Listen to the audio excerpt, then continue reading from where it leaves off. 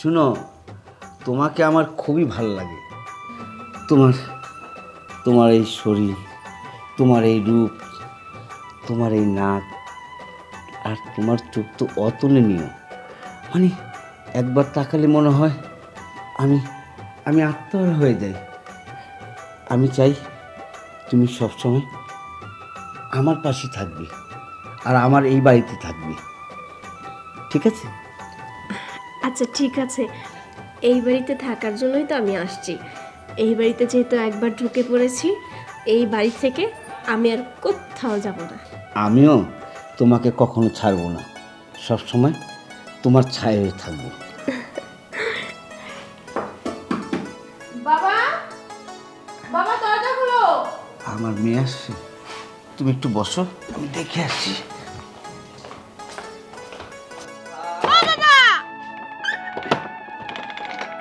দাদা, কি হয়েছে? ঘরে যাবো। তোর মায়ের ঘরে নেই, যা বাইরে যা। আরে ঘরে না তো কি হয়েছে? আমি ঘরে যাবো, আমার ক্ষুধা লাগছে, ভাত খাবো। ক্ষুধা লাগছে ভালো কথা, আজকে তোর মায় পাক করেনি আর তুই বাড়ি থেকে খায়নি। কি হয়েছে বাবা? তুমি ঘরে যেতে দিতেছো না কেন? আর আমি বাইরে যাবো, কই খাবো আমি?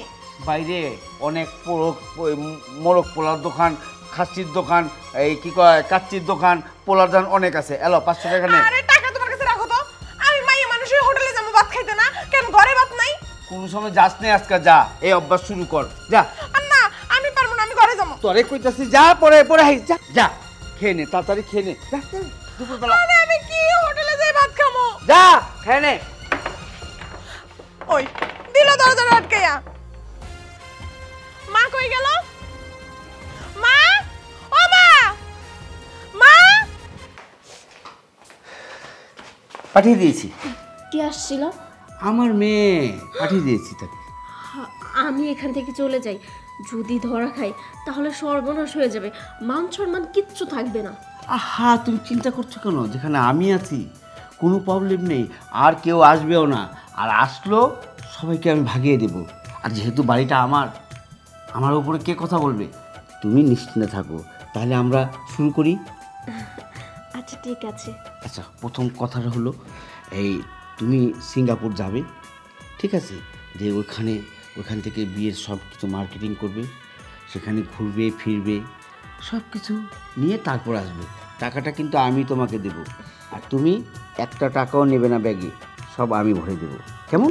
শুনেন, আমি কিন্তু হানিমুন করতে মালদ্বীপ যাব। ওই জায়গাটা আমার খুব ভালো লাগে।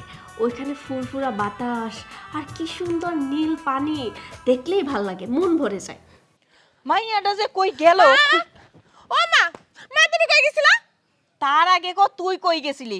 আমি রান্না বান্না করে তোরে খুঁজতেছি, তোরে খুঁজে পাই না, কই গেছিলি? তুমি ভাত রাঁধছো? তোর কি মনে হয় আমি ভাত না রাইন দেয়া তোরে আমি পাড়ার উপরে খুঁজতে গেছি? কই গেছিলি তাই ক। ও মা, কই ভাত রাঁধতে আমারে খুঁজতে গেছে? আমি তো জানতাম আমার মা মিথ্যা কথা কয় না। আমার মা তো রীতিমতো মিথ্যা কথা কইতেছে। ভাত রাঁধে নাকি আমার খুঁজতেছে। তুমি তো ভাত রাঁধো নাই। তুমি যদি ভাত রাঁধতা তাহলে কি বাজান আমার 500 টাকা দিয়ে কইতো হোটেলে যাই ভাত খাই আয়? আমি মাই মানুষ এখন হোটেলে যাই ভাত খামু? আমি জীবনে গেছি? চুপ থাক। তোর বাজান তোরে 500 টাকা দিছে হোটেলে খাওয়ানোর লিগা, আর আমি এদিকে ইলিশ মাছ ভুনা করলাম আর ডাল রান্না করলাম, করলা ভাজি করলাম কার লিগা? কি রে, তুই তোর বাপের কাছ থেকে জোর করে টাকা আনস নাই তো? ও মা, বিশ্বাস করো, পেটটা ভর্তি ক্ষুধা। বাজানরে কইলাম, ও বাজান আমি ক্ষুধা লাগছে, ভাত খামু, ঘরে ঢুকতে দাও। বাজান আমারে ঘরে ঢুকতেই দিল না। বাজান আমারে কইলো 500 টাকা নিয়ে হোটেলে যাই খাই আয়, তোর মা বাড়িত নাই। আমি বাড়িত নাই, তোরে ঘরে ঢুকতে দিল না? কি কইতাছস? তোর বাপ কি ঘরে? হ মা, বাজানে তো ঘরে, কিন্তু আমি অনেক চেষ্টা করছি, আমার না ঘরে ঢুকতে দেয় নাই। নিশ্চয়ই কোনো কারণ আছে। কি কইতাছস?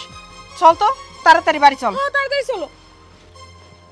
হ্যাঁ, অবশ্যই যাব সেখানে, কেন যাব না? শুধু মালদ্বীপ কেন, পৃথিবীর যদি আরও কোনো দ্বীপ থাকে সেখানে আমি যাব, কিন্তু আমি কিন্তু তোমার সাথে থাকবো। আচ্ছা ঠিক আছে, আপনার মতো একজন মানুষ পাশে পাবো, এইটাই তো অনেক কিছু। আমার খুব ভালো লাগতেছে। আর তাছাড়া আপনি অনেক ভালো একজন মানুষ। হ্যাঁ, তুমি অমন করে বলো না, আমার কেমন যেন লাগছে, লজ্জা লজ্জা লাগছে। আচ্ছা শুনো সোনামণি, তুমি হাসলে মনে হয় মুক্ত ঝরছে, মুক্ত ঝরছে, তোমার হাসি এত সুন্দর।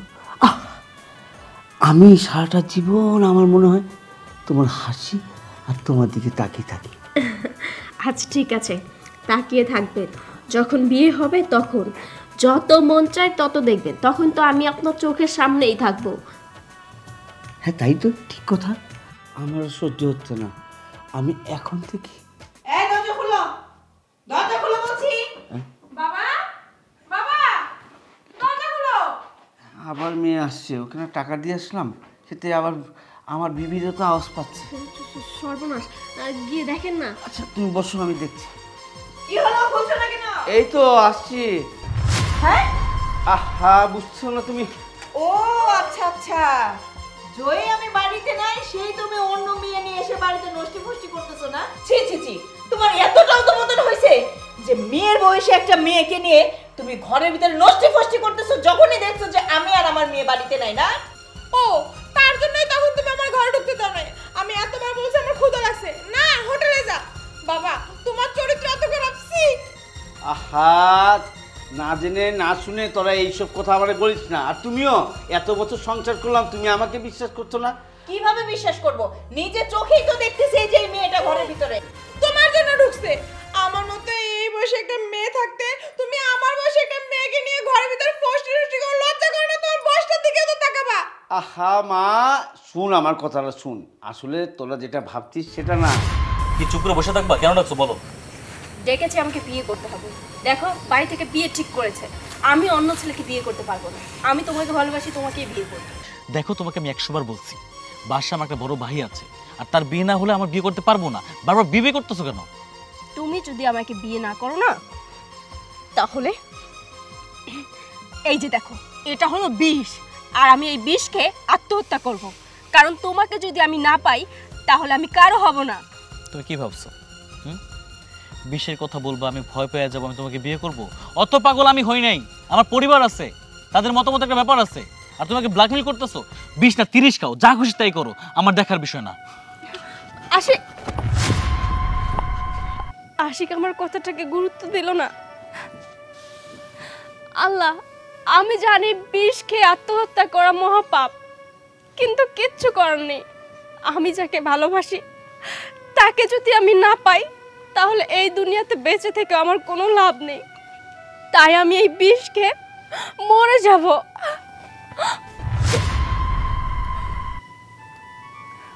কি করছো তুমি? আত্মহত্যা করছো কেন? হ্যাঁ, আত্মহত্যা করছি, কারণ এটা ছাড়া আমার আর কোনো উপায় নেই। আমি যাকে ভালোবাসি সে আমাকে বিয়ে করবে না, অথচ আমার বাবা মা আমার অন্য ছেলের সঙ্গে বিয়ে ঠিক করেছে। আমি তো ওই ছেলেকে বিয়ে করতে পারবো না, তাই ঠিক করেছি বিষ খেয়ে নিজে মরে যাব। ভুল করছো। যে ছেলেকে তুমি ভালোবাসো সে কে আমার জানো?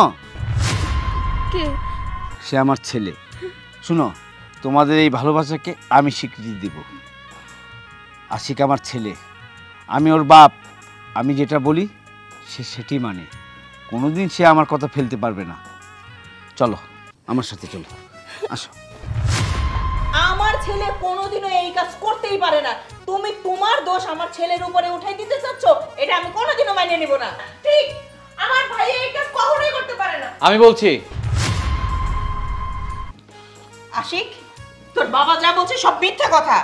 না মা, বাবা যা বলছে সবকিছু সত্য। আসলে এই মেয়েটা আমাকে প্রচণ্ড পরিমাণে ভালোবাসে, আর ও আমাকে বিয়ে করতে চায়। আমি বলেছিলাম যে আমি ওকে বিয়ে করতে পারবো না, কারণ আমার একটা বড় ভাই আছে। আর সেই জিদ থেকে ও আত্মহত্যা করতে গিয়েছিল, সেখান থেকে বাবার সাথে দেখা। মানে কি? ভাগ্যিস সেই সময় আমি ছিলাম, আমি যে তাকে বাঁচিয়েছি। সে যদি আত্মহত্যা করতো তাহলে তোমার এই ছেলে জেলখানা থাকতো, আর আমাদের সমস্ত পরিবার আমরা সবাই জেলখানা থাকতাম। কি বলছো? কি রে, তুই যে এই মেয়েটাকে পছন্দ করিস, কই আমাদেরকে তো এর আগে বলিস নাই কখনো? আসলে মা, তোমাদের যদি বলতাম তোমরা আমাকে বিয়ে দিতে না। তার কারণ আমার একটা বড় ভাই আছে, তাই সেই জায়গা থেকে আমি বলিনি, আমি ওকে না করে দিয়েছি।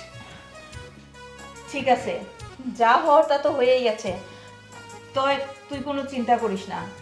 আমার বড় ছেলেকে এখনো বিয়ে দেই নাই, ঠিক আছে, তাই বলে তার দুইটা জীবন আমি নষ্ট করতে পারি না।